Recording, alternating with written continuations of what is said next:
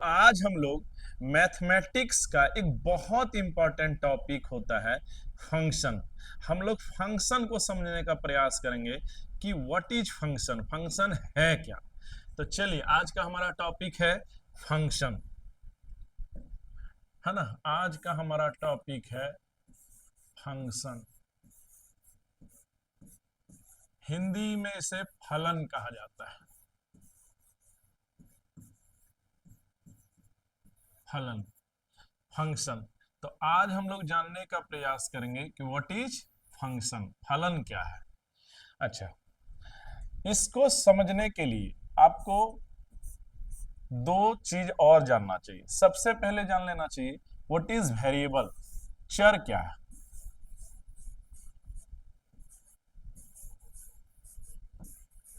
Variable क्या है, अच्छे से इसको समझेंगे।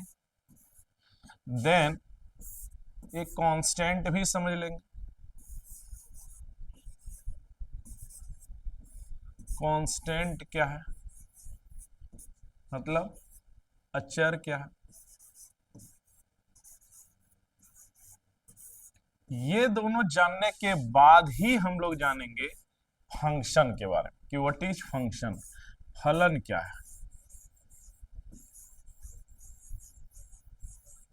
है ना।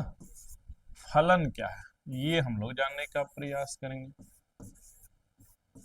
बहुत इंपॉर्टेंट कॉन्सेप्ट है फंक्शन का। क्यों?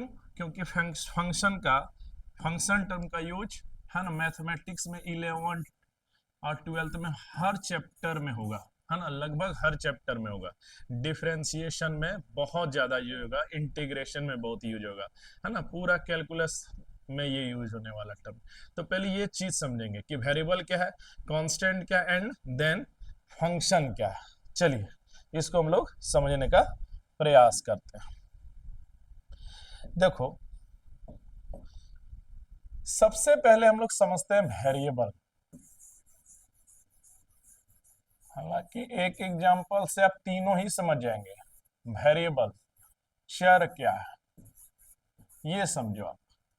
देखो, इसको समझने के लिए हम क्या कर रहे हैं, एक जैसे एक इक्वेशन ले रहे हैं, x y is equal to x plus one. ठीक है। अब देखिए, जब इसका ग्राफ प्लॉटिंग आपको बोला गया था क्लास 10th में करने के लिए, तो याद करो आप व्हाइट पेपर पर क्या करते थे। व्हाइट पेपर पर आप ले लेते थे एक्स, ले लेते थे, और फिर ले लेते थे वाई, ले लेते थे। अब हम क्या करते थे, इसके बाद यहां से अपने से एक्स का मान जैसे हम रखे जीरो, जीरो रखे, तो जीरो प्लस वन, यहाँ क्या हो गया, वन। अच्छा, यहाँ रखते थे, मान लिया जब वन रखेंगे तो वन वन टू बना देगा। अच्छा, अब यहाँ अगर रखे हैं मान लिया जाए फाइव, तो फाइव वन सिक्स रख देंगे। अच्छा, अगर यहाँ रखे थे माइनस टेन, तो माइनस टेन प्लस वन कितना हो जाएगा, है ना, माइनस नाइन। अच्छा, कुछ भी रख सकते हैं, मान लिया जाए हंड्रेड रख दें, तो हंड्रेड प्लस वन कितना हो जाएगा, हंड्रेड वन। ठीक है। अब देखो, वेरिएबल समझ में आएगा आपको, ध्यान से समझना आप। देखो यहाँ क्या होगा, यहाँ आप देखते हैं कि x और y दोनों ही चेंज हो रहा है, दोनों का ही वैल्यू चेंज हो रहा है। x का भी वैल्यू चेंज हो रहा है, y का भी वैल्यू चेंज हो रहा है। तो दोनों ही चेंज हो रहा है, तो दोनों चेंज हो रहा है ना। तो दोनों, जब चूंकि ये दोनों चेंज हो रहा है ना, तो चेंज होने वाला चीज ही कहलाता है वेरिएबल। क्या कहलाता है, वेरिएबल, वेरिएबल, है ना। दोनों ही चेंज हो रहा है, इसी चीज को कहा जाता है वेरिएबल्स। इसी चीज को क्या कहते हैं, वेरिएबल्स। तो एक्स और वाई दोनों ही क्या हो रहा है, चेंज हो रहा है। चेंज होने वाला चीज ही कहलाता है वेरिएबल। बोलो, समझ में आया, है ना। यहाँ पर आप क्या देखते हैं, एक्स और वाई दोनों ही चेंज हो रहा है। तो जब दोनों ही चेंज हो रहा है, तो चेंज होने वाला चीज ही कहलाता है वेरिएबल, है ना। दोनों ही चेंज हो रहा है, इसी चीज को कहता है, चेंज होने वाला चीज को ही कहा जाता है वेरिएबल। ठीक है, समझ में आया। तो यानी एक्स और वाई यहाँ दोनों क्या है, वेरिएबल्स है। अच्छा, अब है, समझो, देखो x चेंज हो रहा है, जैसे 0 है, 1 है, 5 है, -10 है, 100 है, चेंज हो रहा है। y भी देखो 1 है, 2 है, 6 है, -9 है, 101 है। तो दोनों चूंकि चेंज हो रहा है तो दोनों ही क्या हो गया, वेरिएबल्स हो गया।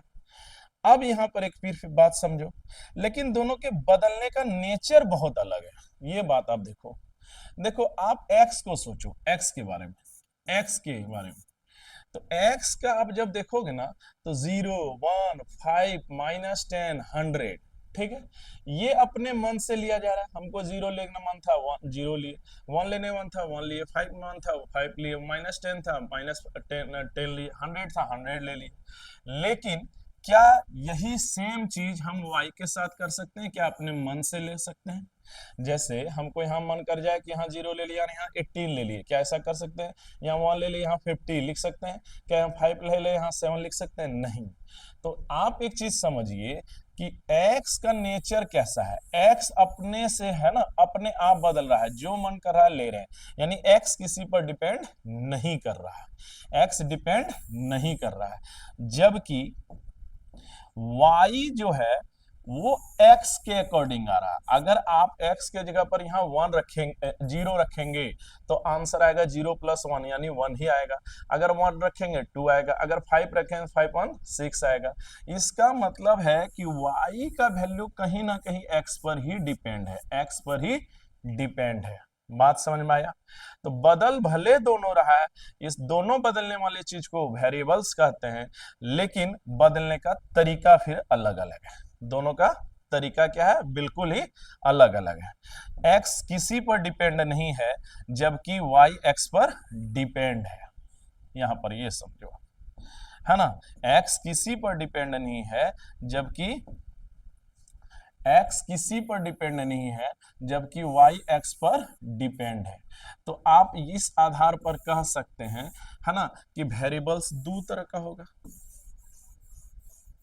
दो तरह का होगा वेरिएबल्स, है ना, दो नेचर का होगा, दो तरह का होगा, है ना। एक होगा x वाला, एक होगा y वाला। तो एक है x वाला, देख लीजिए किसी पर डिपेंड नहीं कर रहा है, हमको जो मन कर रहा है हम ले रहे हैं, है ना, 0, 1, 5, 10, है ना, 5 -10, 100, है ना, ये अपने मन से ले रहे हैं। तो ये है हमारा, ये किसी पर डिपेंड नहीं है, that's why this one is called independent variable. इसी को कहा जाता है इंडिपेंडेंट वेरिएबल, है ना, independent variable, I.V, independent variable. अच्छा, एक है कि y का वैल्यू x पर ही डिपेंड कर रहा है ना, इसीलिए इस वेरिएबल को कहते हैं, यानी y का वैल्यू डिपेंड है किस पर? x पर। इसीलिए y वाला जो नेचर है ना, वो है डिपेंडेंट वेरिएबल का। वो क्या है? डिपेंडेंट वेरिएबल, है ना, डिपेंडेंट वेरिएबल, है ना। तो ये जो देख रहे हैं ना, ये हो गया शॉर्ट में DV, है ना, डिपेंडेंट वेरिएबल। तो x है इंडिपेंडेंट वेरिएबल, स्वतंत्र चर, जबकि y क्या है? डिपेंड है, इसलिए इसको कहता है डिपेंडेंट वेरिएबल। तो वेरिएबल आप बेसिकली देखोगे ना, तो वेरिएबल बेसिकली आपको, है ना, दो तरह का समझ में आया होगा कि वेरिएबल दो तरह का है, एक है इंडिपेंडेंट और एक है डिपेंडेंट, एक है इंडिपेंडेंट और एक है डिपेंडेंट। अच्छा, यहां पर आप देखो, यहां पर जो है ना x वाला है, यहां पर x वाला ही यहां पर है इंडिपेंडेंट। अच्छा, y वाला यहां क्या है? डिपेंडेंट। ठीक है, तो यहां इसका मतलब है जो चीज है ना, आप क्या क्या समझे, पहले इस सब बात को समझो। देखो, वेरिएबल पहले कहते हैं किसको, ऐसा समझो। यहां हम ये समझे कि y is equal to x plus 1 है, एक फंक्शन है। तो हम x और y जैसे लिए, x का वैल्यू हम अपने मन से रख रहे हैं, y x पर ही डिपेंड कर रहा है। इसका मतलब है x और y दोनों ही चेंज कर रहा है, और चेंज करने वाला ही चीज क्या कहलाता है? वेरिएबल कहलाता है ना, यानी चेंज करने वाला चीज ही कहलाता है वेरिएबल। तो एक्स और वाई वेरिएबल को दिखा रहा है। अच्छा, लेकिन नेचर वाइज दोनों का अलग है ना, चेंज होने का तरीका फिर दोनों का अलग है। हम क्या देखते हैं कि बदल भले रहा है, लेकिन एक है एक्स तरह का, एक है वाई, यानी एक्स किसी पर डिपेंड नहीं किया है, हमको जो मन है वो ले सकते थे, 0 1 5 -10 100 जो मन किया ले लिए। लेकिन इस तरह का काम आप वाई के साथ नहीं कर सकते। अगर आप यहाँ 0 ले रहे हैं तो यहाँ 1 ही लेना होगा, यानी कि 7 आप नहीं ले सकते हैं, है ना। यहाँ 1 लिए तो यहाँ 2 ही लेना होगा, है ना, ये आपकी मजबूरी है, यानी कि 20 आप नहीं ले सकते। तो देखिए, एक है इंडिपेंडेंट जो किसी पर डिपेंड नहीं किया, एक है डिपेंडेंट जो, है ना, इंडिपेंडेंट पर जाके डिपेंड किया, है ना। तो वेरिएबल्स जो चेंज हो, वेरिएबल्स यहाँ आज हम क्या समझे यहाँ तक अभी तक कि वेरिएबल है जो चेंज होता है, वेरिएबल जो चेंज होता है। और वेरिएबल्स फिर कितने तरह का, एक इंडिपेंडेंट, एक डिपेंडेंट, एक जो खुद लेता है वैल्यू और एक जो दूसरे पर डिपेंड रहता है। देखिए बहुत सारा एग्जांपल्स आपको मिल जाएगा डिपेंडेंट इंडिपेंडेंट वेरिएबल का। जैसे ऐसे समझो, जैसे आपका पॉकेट मनी आपके फादर के इनकम पर डिपेंड है, तो बात समझो, तो आपका इनकम जो है पॉकेट मनी का वो आपके फादर पर डिपेंड है, तो in that case you are dependent variable, है ना, है ना। और जो आपके फादर का इनकम है वो वहां हो गया इंडिपेंडेंट वेरिएबल। देखिए अगर आपके फादर का इनकम चेंज होगा तो आपका भी हो जाएगा, है ना, लेकिन आपका जो तरीका है बदलने का, यानी आपका जो पॉकेट मनी चेंज होगा वो आपके फादर के इनकम के अकॉर्डिंग बदलेगा। In that case you are dependent variable, your father's income is independent variable. देखो और भी बहुत सारा है, जैसे देखो बे ऑफ बंगाल का, बे ऑफ बंगाल का, है ना, वहां पर मान लिया जाए, ऐसा साइंटिस्ट लोग अनुमान लगाता है कि वहां अगर हवा तेज आएगा तो किसी एक पर्टिकुलर रीजन का टेम्परेचर क्या होगा, ऊपर चला जाएगा, यानी टेम्परेचर नीचे आएगा, मतलब नीचे होगा। तो आप समझिए अगर वहां का टेम्परेचर, वहां का एयर, है ना, जो वहां का बे ऑफ बंगाल का अगर एयर ऊपर गया मतलब बढ़ रहा है, तो यहाँ का टेम्परेचर क्या हो रहा है, घट रहा है ना। तो इन दैट केस यहाँ का पर्टिकुलर उस रीजन का जो टेम्परेचर है वो हो गया क्या, डिपेंडेंट वेरिएबल, और जो बे ऑफ बंगाल का जो वहां विंड उठ रहा है वो इन दैट केस वो हो जाएगा इंडिपेंडेंट वेरिएबल।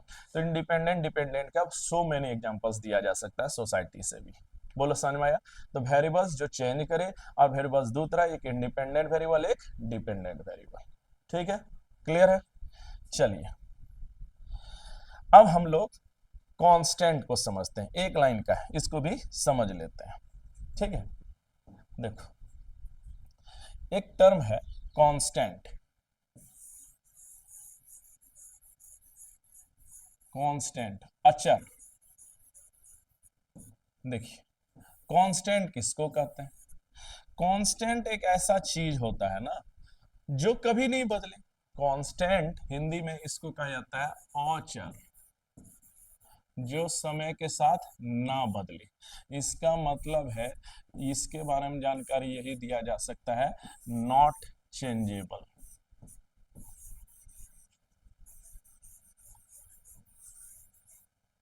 नॉट चेंजेबल, जो समय के अनुसार ना बदले, उसको कहा जाता है कांस्टेंट। जैसे एग्जांपल, जैसे एक कोई नंबर है, जैसे 5, 5 कहीं भी रहेगा तो 5 ही मतलब रहेगा, है ना। -10, -10 मीन्स -10। अच्छा, पाई मीन्स पाई, है ना। ये सब नंबर कभी भी चेंज नहीं होता है। जैसे 22/7, है ना, दीज आर कॉन्स्टेंट्स, है ना, दीज आर कॉन्स्टेंट, यानी ये जो कभी समय के अकॉर्डिंग नहीं बदलता। देखो 5 मीन्स 5, कहीं पर भी रहे अगर 5 लिखा हुआ है इसका मतलब 5 ही है वो, -10 है तो -10 है, ये टाइम के अकॉर्डिंग बदलता नहीं है। तो दीज आर कॉल्ड कॉन्स्टेंट्स, है ना, इसी को कांस्टेंट अचर कहते हैं। समझ में आया। तो इसके पहले हम आपको सिखाए थे, है ना, इसके पहले हम आपको सिखाए थे वेरिएबल्स के बारे में, वेरिएबल्स क्या होता है ना। उसके बाद अभी हम वेरिएबल्स बताए, वेरिएबल मतलब जो चेंज करे। अच्छा, वेरिएबल्स फिर कितने तरह का, एक इंडिपेंडेंट वेरिएबल, एक डिपेंडेंट वेरिएबल। अच्छा, उसके बाद अभी हम बताए आपको कांस्टेंट, कांस्टेंट जो समय के अनुसार ना बदले, नॉट चेंजेबल।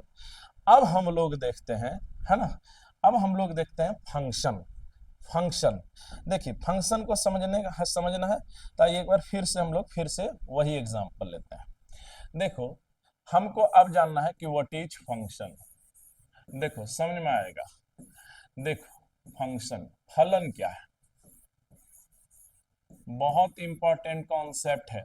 हर हमेशा ये टर्म हमको जानना चाहिए, यूज होता है कि व्हाट इज फंक्शन। देखो एक बार हम लोग फिर से उसी एग्जांपल को लेते हैं। देखो जैसे y is equal to suppose x plus 1 है, हमको ग्राफ बोला गया तो हम लोग ग्राफ में क्या लेते हैं, x और y ले लेते हैं। अब हम लोग क्या देखते हैं कि यहाँ हम लोग जैसे 0 लेंगे तो यहाँ 1, यहाँ 5 लेंगे तो यहाँ 6, अगर यहाँ 10 लेंगे है ना तब यहाँ 11, अगर यहाँ -5 लेंगे तो -4, यहाँ अगर 100 लेंगे तब यहाँ 101, इस तरह से चलेगा 101। ठीक है।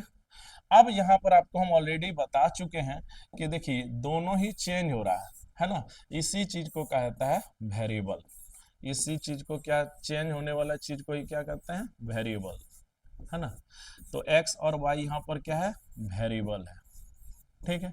अच्छा वेरिएबल कितने तरह का हम बताए थे, एक आपको इंडिपेंडेंट वेरिएबल है ना, एक क्या बताए थे आपको, इंडिपेंडेंट वेरिएबल, और एक आपको बताए थे डिपेंडेंट वेरिएबल। अब आप फंक्शन को समझिए। देखो यहीं से समझ में आएगा। इसका मतलब है, आप यहां देखिए एक बार तेजी से गौर कर लीजिए। देखिए क्या हो रहा है कि y का वैल्यू x पर डिपेंड करता है। अगर x यहाँ पर आप 0 लिए इस फंक्शन में तो 1 लेना पड़ेगा, अगर 5 लिए तो 6 लेना पड़ेगा, 10 लिए तो 11 लेना पड़ेगा। इसलिए y का वैल्यू हम क्या कह सकते हैं, x पर डिपेंड करता है, x पर डिपेंड करता है। अब आप देखिए इसी चीज को, फंक्शन को अब हम समझा रहे हैं आपको। देखिए हम यहाँ तब क्या लिख सकते हैं, ध्यान से सुनना, कि हम यहाँ पर पहले मैथ्स, हम क्या पढ़ रहे हैं, मैथ्स। तो सबसे पहले आप इसको इंग्लिश में क्या लिखेंगे कि value of y depends upon x, है ना। इंग्लिश में क्या लिखा जाएगा इसको, है ना, इंग्लिश में आप लिखिएगा y depends upon x, depends on x, यानी y का क्या किस पर डिपेंड करेगा, x पर। अच्छा इसी चीज को और भी लिख सकते हैं कि y is the function of x, यानी y x पर निर्भर कर रहा है, यानी y किसका फलन है, x का फलन है। तो y is the function of x, y is the function of x, y is the function of x। तो यहां आप लिख सकते हैं कि y is the function of x, यानी y डिपेंड्स अपॉन x, यानी y का मान x पर निर्भर कर रहा है। ये आप इंग्लिश में लिखेंगे y is the function of x, लिख सकते हैं कि y x का फलन है। अच्छा सिमिलरली इसी चीज को अगर हिंदी में लिखना है ना, इसी को हिंदी में क्या आदमी क्या लिखेगा, हिंदी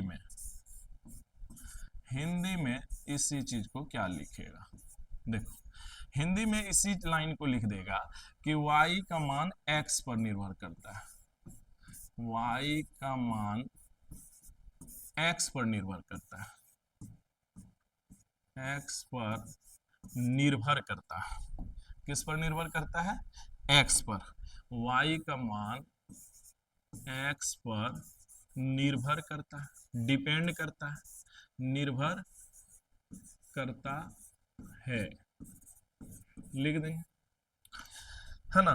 इसी चीज को और भी लिखा जा सकता है, यानी y x का फलन है, यानी y जो है किसका फल है, x का। अगर x के अकॉर्डिंग ही तो y आया है, तो आप लिख सकते हैं y x का फलन है, यानी x के अकॉर्डिंग उसको फल मिलेगा, y का, x का फलन है, y x का फलन है। ये है दोनों तरीका इंग्लिश में लिखने का। देखो एक बार समझो आप तेजी से। देखो यहां पर आप जब देखते हैं इस फंक्शन को, तो y is equal to x plus one है। x और y दोनों वैल्यू लिए, x के अकॉर्डिंग y लिए। आप कह सकते हैं कि y का वैल्यू x पर डिपेंड है, y का वैल्यू x पर डिपेंड है। तो यानी value of y depends upon x। तो इसी चीज को इंग्लिश में आप क्या लिखे हैं कि इसी चीज को इंग्लिश में लिखाएगा y डिपेंड्स अपॉन x, यानी y का मान x पर निर्भर कर रहा है। यानी y किसका फंक्शन है, x का फंक्शन है ना, x का फंक्शन है। अच्छा, हिंदी में इसी चीज को हिंदी में आदमी क्या लिखेगा कि y किसका फलन है, x का फलन है ना। हिंदी में लिखेगा y का मान x पर निर्भर करता है, यानी y किसका फल है, x का। अगर x जैसा दीजिएगा है ना, वैसा ही y निकलेगा, ये है। अच्छा, अब आप ना इंग्लिश पढ़ रहे हैं ना ही हिंदी पढ़ रहे हैं, आप पढ़ क्या रहे हैं, मैथ्स। तो इसी सेम चीज को मैथ्स में लिखिए बस। देखो मैथ्स का भी अपना एक लैंग्वेज होता है, समझो। जैसे यहाँ है प्लस, है ना, जैसे आपको बोला जाए, यहाँ लिख दिया जाए 4 और प्लस 3, आप क्या भर देते हैं, 7। हम तो ऐड करने आपको नहीं बोले थे, लेकिन आप इस साइन से समझ गए कि ऐड करना है, जोड़ना है। तो ये सब मैथ्स का क्या है, भाषा है। प्लस माइनस मल्टीप्लाई, है ना, डिवीजन, ये सब मैथ्स का क्या है, भाषा है ना, लैंग्वेज है।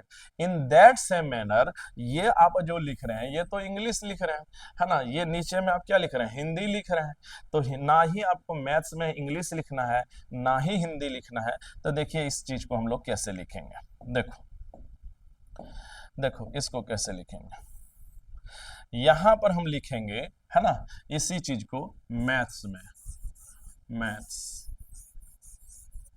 मैथ्स में इसी चीज को क्या लिखेंगे, इसी चीज को लिखा जाता है y इज इक्वल टू, है ना, एफ एक्स।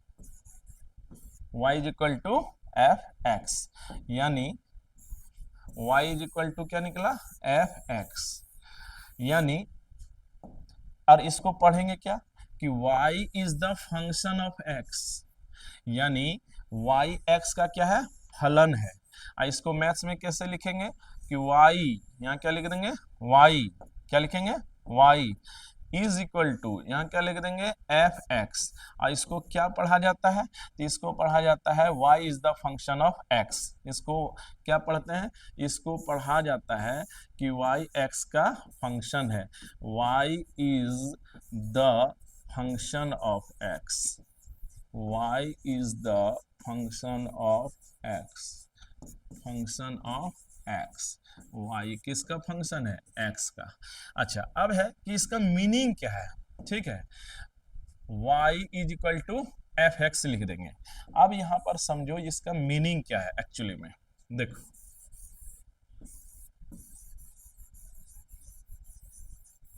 देखो यहां पर मीनिंग क्या है इसका। इसका मीनिंग यहां पर यही निकलेगा कि y का मान x पर निर्भर करता है। y का मान किस पर निर्भर करता है, x पर, यानी y का मान किस पर निर्भर करता है, x पर। तो यहाँ इसका मीनिंग यही होता है कि y का वैल्यू जो होता है ना, वो x पर क्या करता है, डिपेंड करता है, डिपेंड करता है। यानी y x पर क्या है, डिपेंड है। इसका मतलब है कि y x पर क्या है, डिपेंड है। इसको पढ़ते हैं y is equal to f x, यानी y is the function of f x, ठीक है। अच्छा, तो यहां पर ये समझो कि यहां पर जो x आप लिखते हैं ना, वो है इंडिपेंडेंट वेरिएबल, ठीक है। और ये जो आप लिखते हैं y, ये हो गया एक्चुअली में डिपेंडेंट वेरिएबल, है ना। x अपने अकॉर्डिंग और y उस पर डिपेंड कर रहा है, that's why this one is independent variable and this one is dependent variable. बोलो समझ में आया, y is equal to f x क्या लिखा रहा है, बस इसको आप समझ लो कि इसका मतलब होता है y का मान x पर डिपेंड करता है। बोलो समझ में आया, समझ में आया। चलिए एक इंपॉर्टेंट पॉइंट आप नोट करना, देखो अगर y इज इक्वल टू लिखा है f x, y is equal to f x, देखो यहां पर आपको क्या समझना चाहिए। अभी तुरंत हम आपको बताएं, इसमें ये समझिएगा कि y का मान x पर डिपेंड करता है। y का मान किस पर डिपेंड करता है, x पर। तो यहाँ पर ये जो x है, ये हो गया इंडिपेंडेंट वेरिएबल, और जो ये है y, है ना, ये है y, ये हो गया डिपेंडेंट वेरिएबल। ये हो गया डिपेंडेंट वेरिएबल, एक्स हो गया इंडिपेंडेंट वेरिएबल और वाई हो गया डिपेंडेंट वेरिएबल। अच्छा, अब एक इंपॉर्टेंट बात आप याद रखना है ना, यहां पर गलती मत करना। देखो देखो, एक बात दिमाग में रख लेना, छोटी बात बता रहे हैं लेकिन बहुत काम का है। देखो एक्स एक्स होता है, एक्स क्या होता है, एक्स होता है, एक्स एक्स होता है। लेकिन एक बात याद रख लेना, जबकि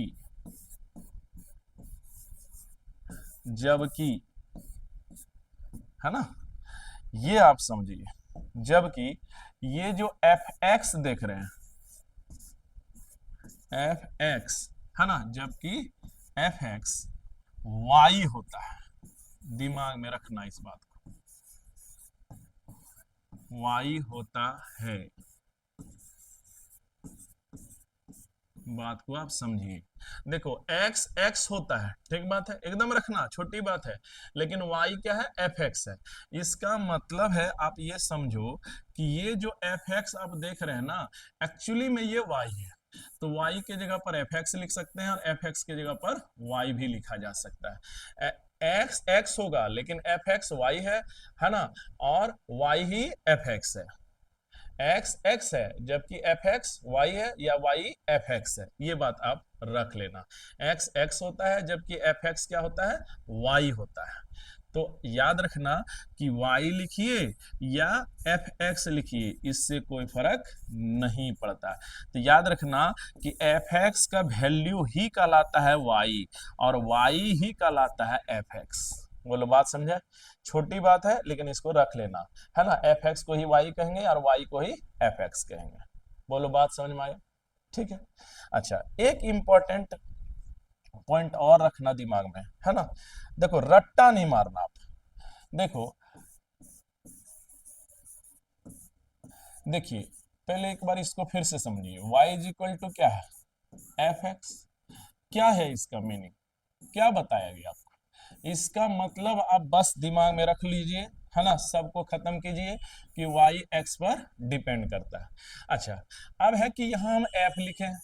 अब देखो सिंगल प्रॉब्लम में, है ना, मान लीजिए एक ही प्रॉब्लम है, एक ही क्वेश्चन है और उसमें दो दो क्वेश्चंस है, मान लिया जाए इस तरह का चीज है कि y इज इक्वल टू है, मान लिया जाए x प्लस 1, ठीक है, और सेम उसी क्वेश्चन में है कि y is equal to x square plus 5, ठीक है, सेम क्वेश्चन में। तो देखो यहां पर समझो, यहां पर जो ये y है ये x पर डिपेंड है, यहां पर भी जो ये y है किस पर है, x पर डिपेंड है। तो देखिए अगर इसका नाम हम लिख देते हैं कि y is equal to f x, चलिए क्या समझेंगे कि y का मान x पर डिपेंड किया। अब यहां पर समझो, यहां पर भी y का मान x पर डिपेंड किया, तो यहां हम चूंकि f का यूज कर चुके हैं, तो हो सकता है किताब वाला यूज कर दे f, यहां g कर दे। तो नाम में क्या रखा है, कुछ नहीं रखा है, हो सकता है f लिख दिया, y equal to f x, इसका क्या मीनिंग हुआ कि y x पर डिपेंड किया। सिमिलरली इस केस में भी y x पर डिपेंड कर रहा है, लेकिन चूंकि यहाँ f नाम रख चुका था तो इसका नाम आप रख दो g, तो यानी y का भी मान आप किस पर डिपेंड करेगा, x पर डिपेंड करेगा, तो इसका नाम g रख देना। ये नहीं कि हर जगह f ही लिखा रहेगा, ऐसा कोई जरूरी नहीं है, g भी होगा, h भी होगा, कुछ भी नाम हो सकता है ना, लेकिन मीनिंग यही होगा कि y x पर डिपेंड करेगा, x यहाँ इंडिपेंडेंट वेरिएबल होगा, ये डिपेंडेंट वेरिएबल होगा। ठीक है, समझ में आया। तो देखिए आज आपको हम क्या क्या आपको सिखाए। देखिए हमारा कारवां कहां से स्टार्ट हुआ था। सबसे पहले हम लोग जानने का प्रयास किए थे कि क्या है फंक्शन।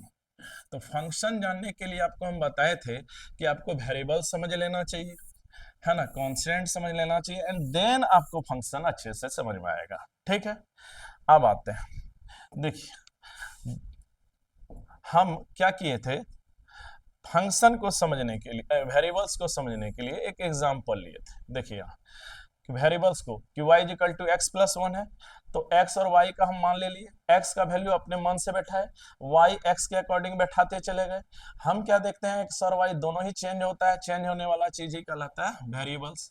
अच्छा, अब यहाँ पर आपको हम बताए थे कि देखिए x और y भले दोनों ही बदल रहा है ना, इसलिए बदलने वाला चीज वेरिएबल्स है, लेकिन x अपने अकॉर्डिंग बदल रहा है, 0 1 5 10 -10 100 जो लेना ले सकते हैं, लेकिन आप y के साथ ऐसा नहीं कर सकते हैं।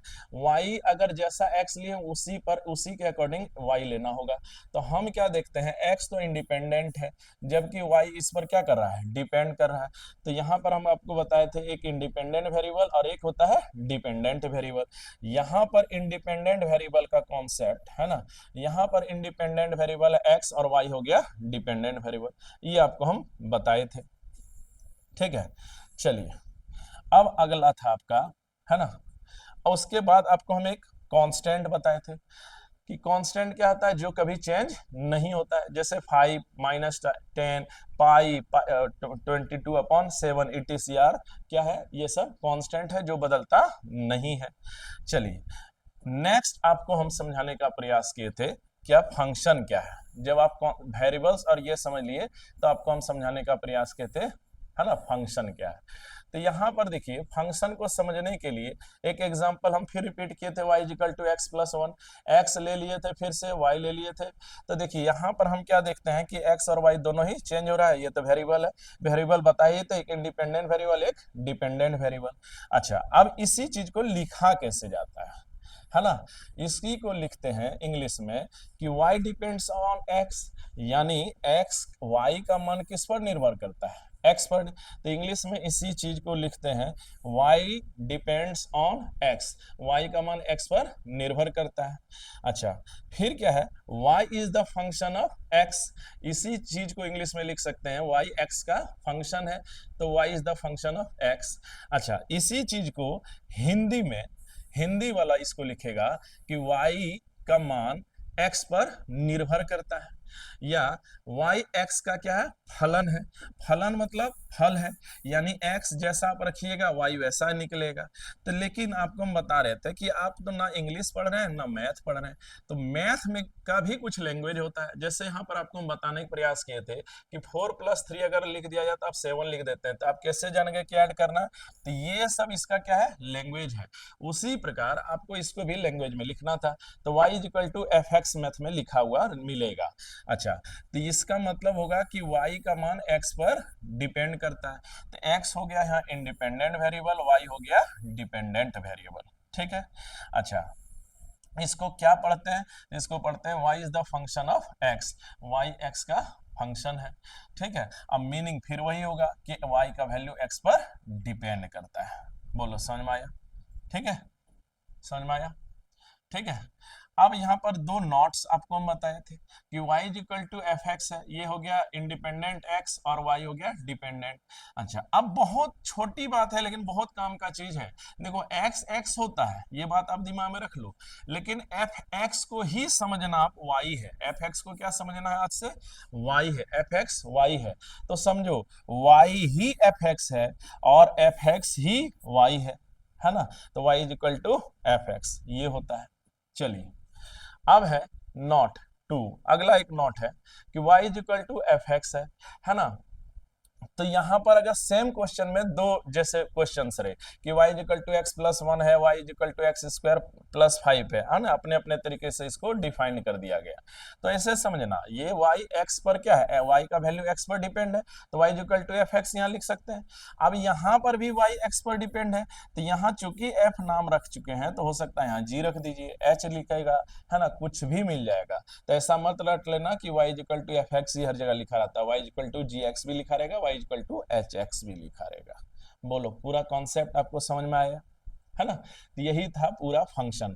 फंक्शन का यूज मैथमेटिक्स में बहुत ज्यादा यूज होता है, कैलकुलस में तो बहुत बहुत ज्यादा। तो इसको आप अच्छे से देख लेना, अगर कोई प्रॉब्लम होगा तो कमेंट करना, हम आपको फिर से समझा देंगे। चलिए मिलते हैं, तब तक के लिए जय हिंद जय भारत।